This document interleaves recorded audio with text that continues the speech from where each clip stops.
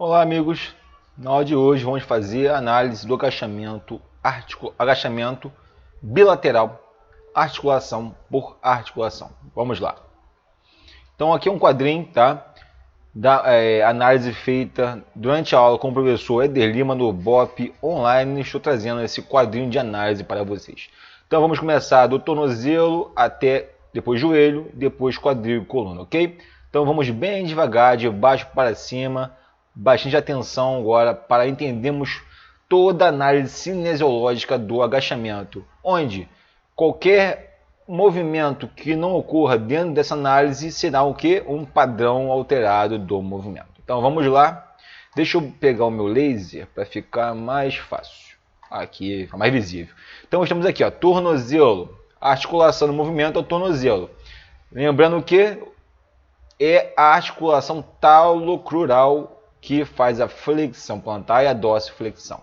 Então a ação, outra coisa, a análise cinesiológica é somente na fase concêntrica do movimento. Então vamos estar analisando sempre a fase concêntrica do movimento. Então na fase concêntrica a ação é o que? Flexão plantar.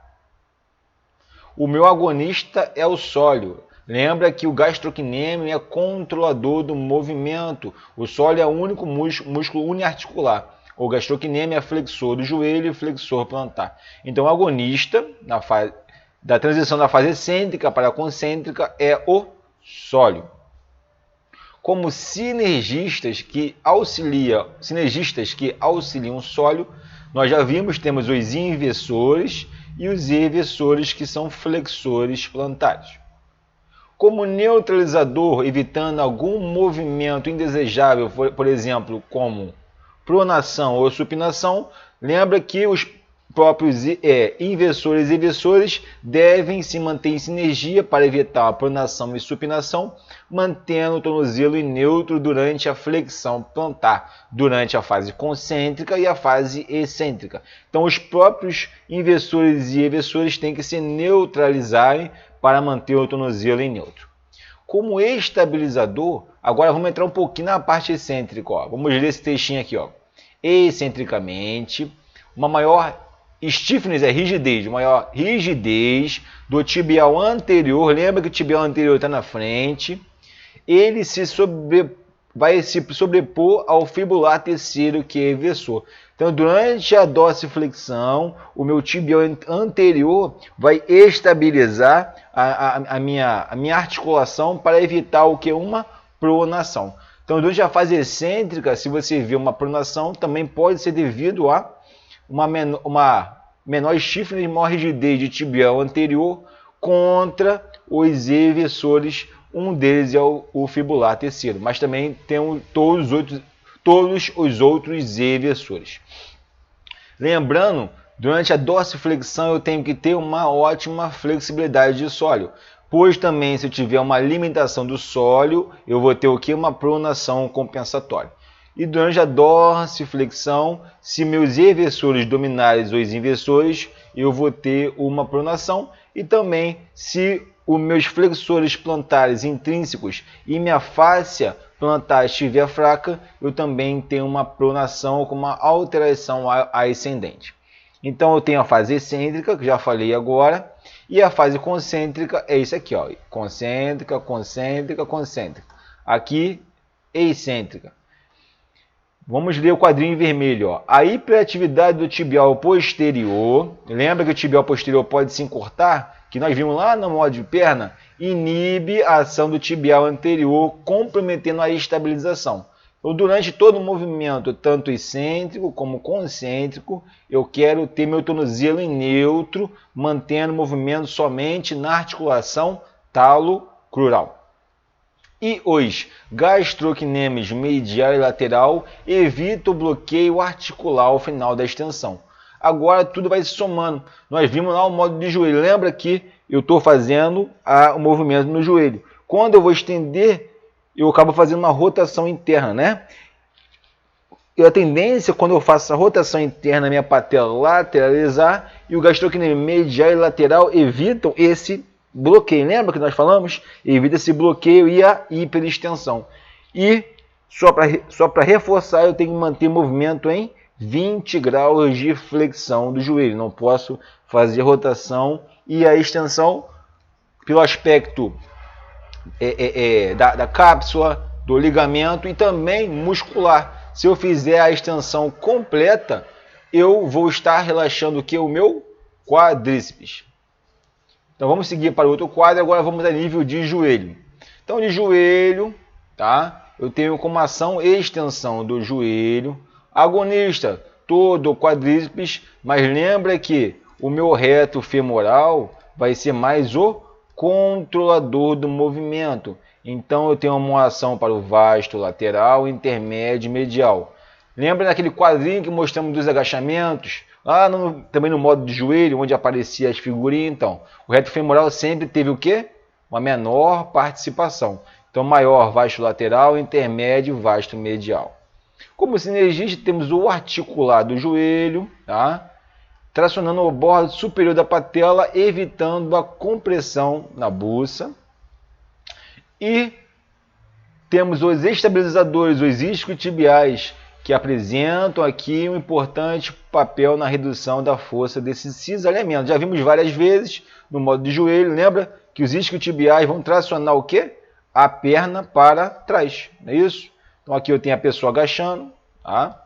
Então lembra que como ele vai tracionar a perna para trás, vai diminuir as forças desses cisalhamentos sobre o joelho. Então tudo que já estudamos está agora sendo complementado aqui. E agora a nível de quadril já temos mais ações. Agora atenção a nível de quadril. Vamos aqui, ó. Deixa eu pegar o laser de novo. Quadril, ação quadril. Extensão do quadril. Agonista, principal, glúteo máximo. Agora vamos ter atenção a esse sinergista, ó. Glúteo médio posterior, adutor magro, porção extensora durante toda a excursão. Então, o glúteo médio feixe posterior é também a rotador externo e extensor de quadril. O adutor magro, ele tem a porção extensora durante toda a excursão do movimento, ele vai fazer a extensão do quadril. E adutores curto e longo, a partir até de 70 graus de flexão de quadril, eles irão ser o quê? Extensores também do quadril. E os isquiotibiais, só para lembrar, eles vão ser extensores do quadril somente quando tiver uma boa inclinação do tronco à frente e com a maior flexão do quadril em relação à flexão do joelho. Lembra? 120 aqui, 90, eu vou usar os meus isquiotibiais, ok? Então, esses músculos aqui são sinergistas do glúteo máximo. Mas eu quero ter a maior ação do meu glúteo máximo. Eu tenho que ter menor sinergismo e maior agonista. Lembra que eu posso ter o que? Uma dominância sinergística. Agora fica mais fácil de entender. É quando os sinergistas dominam o movimento que era para ser do agonista, por uma inibição do meu glúteo máximo. Então, se o meu glúteo máximo for inibido, os meus sinergistas vão aumentar o trabalho no agachamento e em qualquer exercício de membros inferiores. Como neutralizadores, agora atenção, eu tenho glúteo médio e glúteo mínimo, neutralizando os adutores, mas principalmente até 45 graus de flexão do quadril. Então eu vou descendo, descendo, descendo. Quando eu chego a 45 graus de flexão do quadril, eu tenho a minha maior atividade do meu glúteo médio feixe posterior, somente em 45 graus de flexão de quadril. Em agachamento mais profundo, faltou um detalhe aqui.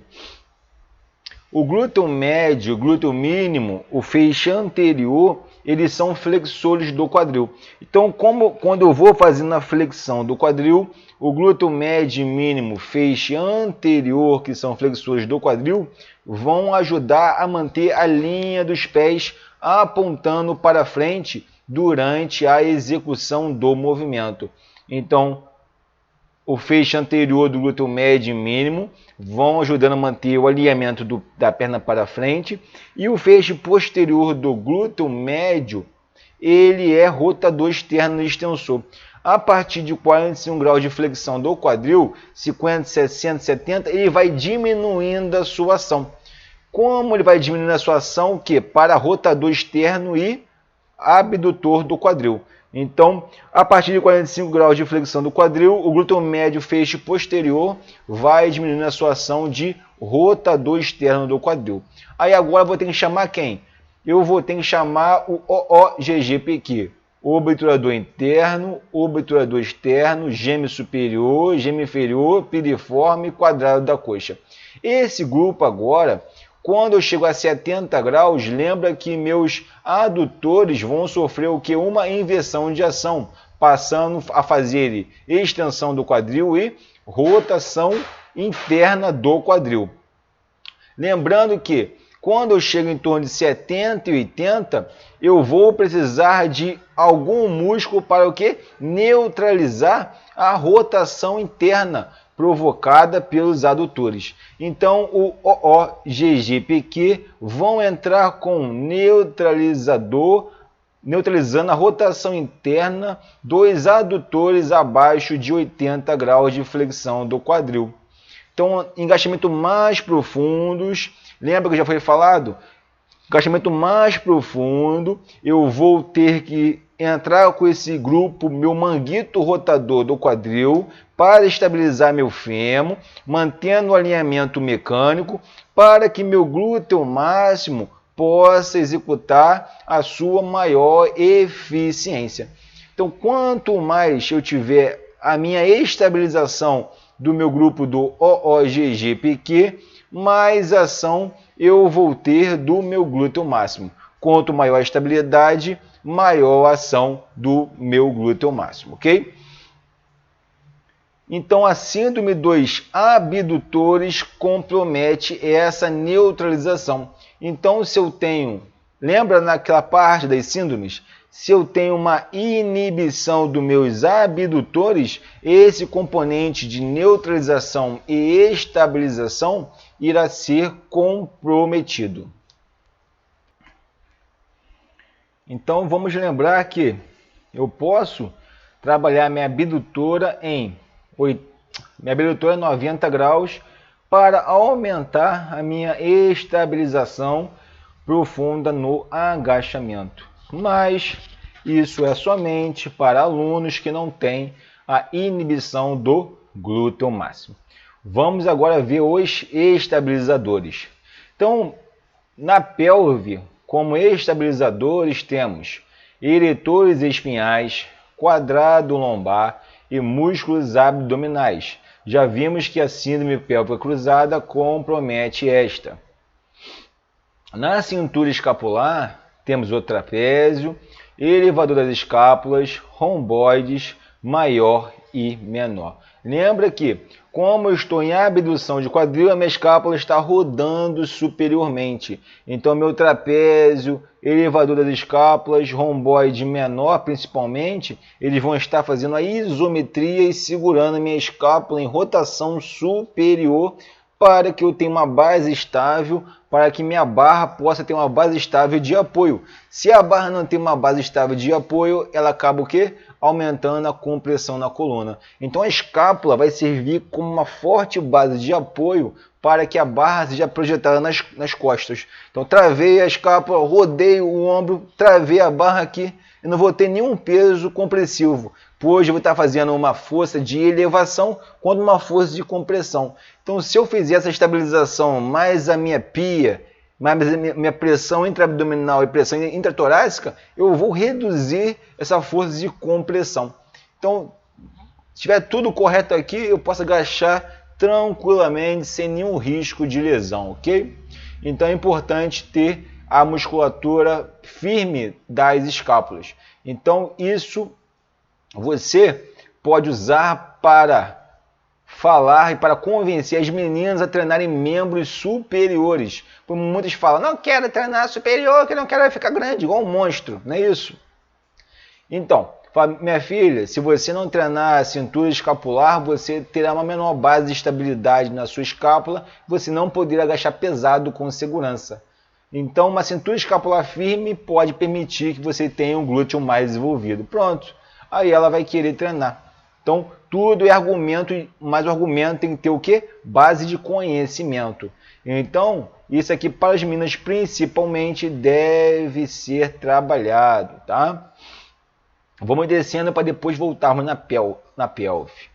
Agrenumeral, eu tenho que ter os meus rotadores externos em dia. Por quê? Se eu tiver uma deficiência de rotação externa devido a encurtamento de rotação interna, eu vou projetar a barra para frente, que poderá projetar na minha cervical. Além de eu vou estar em rotação interna de ombros. Se eu estou em rotação interna de ombros, eu perdi já minha base estável também na escápula, aumentei as forças compressivas na minha coluna e, como meu grande dorsal ajuda no movimento de estabilização da minha pelve, em rotação interna também perco a participação do grande dorsal. Lembrando que meu grande dorsal tem uma ligação miofascial com o meu glúteo máximo e o glúteo máximo tem uma ligação miofascial com o meu vasto lateral. Então, se eu perder essa tensão do grande dorsal, eu vou reduzir a tensão do glúteo e vou reduzir a tensão do meu quadríceps, o vasto lateral. Então, a tensão de rotação externa, além de fazer uma força contra as forças retroversivas, essa maior tensão nessa linha funcional posterior vai aumentar a tensão no meu glúteo e no meu quadríceps, na minha coxa, no vasto lateral, tá? Então, isso é também dos argumentos para que você peça para a sua aluna fazer alongamentos, principalmente de rotadores internos do ombro. Então, no modo de alongamento, falaremos sobre isso. Então, tem que alongar os rotadores internos para ter uma rotação externa, tá? Então aqui está interligado com aqui. Eu mantendo a minha rotação externa, eu vou ter a minha retração das escápulas firme e uma base para não fazer o quê? Uma depressão do ombro, senão a barra vai me empurrar e fazer uma depressão do ombro. E o punho deve estar em neutro. Eu tenho a flexões do carpo e dos dedos. Então meu punho em neutro, tá? Em extensão, evitar a extensão. Pois muitos fazem a extensão para compensar uma deficiência de rotação interna. Então, rotação externa. Eu tenho um encurtamento de rotadores internos e não consigo fazer a rotação externa, que eu faço uma extensão. Aí eu consigo encaixar a barra em extensão aqui atrás. Mas deve ser evitado pela maior força de cisalhamento sobre o punho. Eu vou estar descarregando o peso nessa parte anterior, na face anterior, mas eu vou estar aumentando a força de cisalhamento. Eu devo ficar em neutro para a projeção do peso da barra entrar dentro do meu antebraço e do meu cotovelo, ok? Mas se no início do treinamento, enquanto você está recuperando essa rotação externa, o seu aluno entrar um pouquinho em extensão, pode permitir, até você encontrar o neutro completo. Então, tudo é uma evolução do treinamento. E na pelve, como já foi visto anteriormente na parte de síndrome pélvica, temos os eretores espinhais, quadrado lombar e músculos abdominais. Lembra que eu tenho que ter a maior estabilização profunda para utilizar menos desses músculos superficiais. Eu não quero utilizar muito eles, eu quero os mais profundos, ok? Então ficamos por aqui. Na outra aula faremos análise cinesiológica da passada. Um grande abraço.